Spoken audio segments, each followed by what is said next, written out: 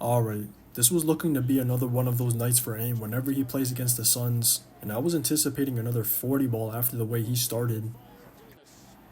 They were just finding him on the usual roles, or were looking for mismatches for him, or even for Braun, and the two burned the Suns a couple times for having Tyus and Book hedge those matchups. Both of them just got the team going early, but the real problem for the Suns was all the leakouts or straight line drives they were giving up way too easily, and it was never cleaned up, so all of the Lakers got to eat. D'Lo got going early in the second off his little two-man game with Braun, then Austin had his stretch of getting downhill right after, and they dominated the paint as they usually do in this matchup.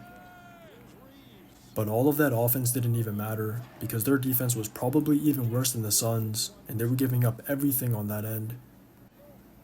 The Suns' pace was just allowing them to get a quick bucket or flow right into their sets, and whenever Ant was up on screens or even in a drop, it was just opening up the short for swings or finishes. It did help having Durant and Beal back, but a lot of it was Book picking the Lakers apart in those P&Rs or whenever he was hunting for Max.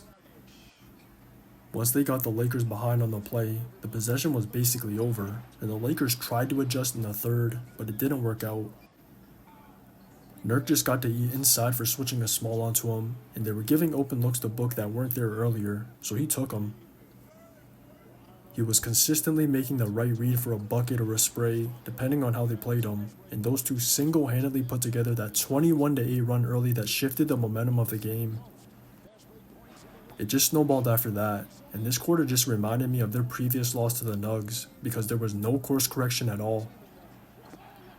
They just settled from deep instead of playing their usual game of getting downhill, so they weren't even getting to the line much to try to slow the game down, and all those breaks were basically live ball turnovers.